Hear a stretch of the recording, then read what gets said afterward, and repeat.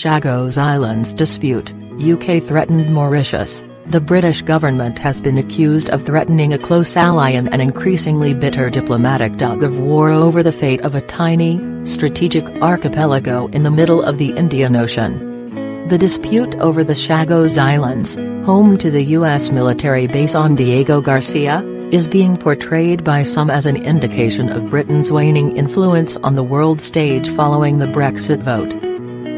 Next week the issue will come before judges at the International Court of Justice, ICJ, in The Hague.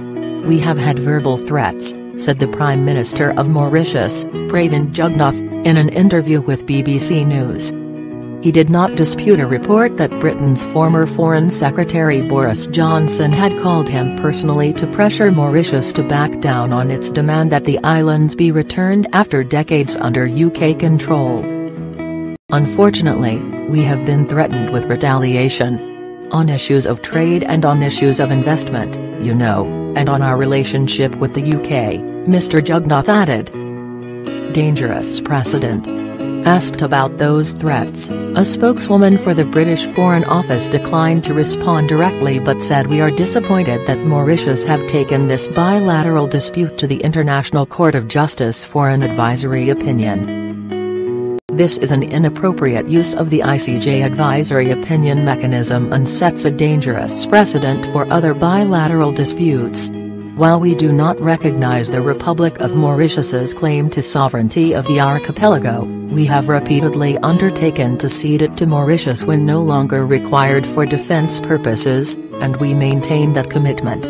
It is half a century since the UK took control of the Chagos Islands from its then colony, Mauritius, and evicted the entire population, before inviting the United States to build a military base on Diego Garcia, one of the larger atolls.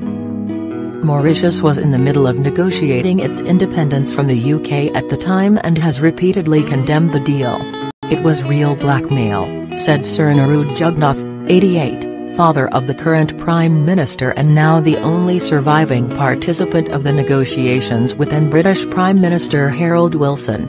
Mr. Jugnauth said Mr. Wilson told the Mauritians that if you don't agree to what I am proposing, about the Chagos Islands, then forget about independence, end of empire. Although the UK says it will hand the islands back to Mauritius when they are no longer required for defence purposes, the Mauritian government appears to be losing patience. It recently embarked on a diplomatic campaign to win international support for the islands' return. Last year, the UK suffered a humiliating defeat at the United Nations General Assembly when members voted overwhelmingly to send the matter to the ICJ in The Hague. It was in the run-up to that vote, at which the UK's traditional European allies, including France and Germany, chose to abstain, that Mr. Johnson is alleged to have called the Mauritian Prime Minister. After the Brexit vote, support for the UK collapsed, said Philippe Sands, the British lawyer who is representing Mauritius. Britain has fallen off its pedestal. I think we're seeing a story here about the end of empire and the end of colonialism in a small part of Africa in the Indian Ocean, coinciding with a moment when Britain seems to be turning inward. Some of those who were forced to leave their homes on the Chagos Islands in the late 1960s are now hoping they will soon be allowed to return, and not just on one of the rare visits authorized by the UK. The British didn't give us a chance. Back home was paradise, said Sayman Adin Rosemond, 81, who left when he was 36. He lives in the Mauritius with his wife Darya in a small house on the outskirts of the capital, Port Louis.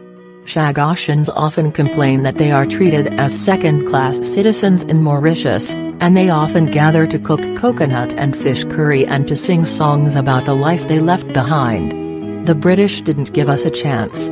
They just said, "Oh, this is not yours anymore.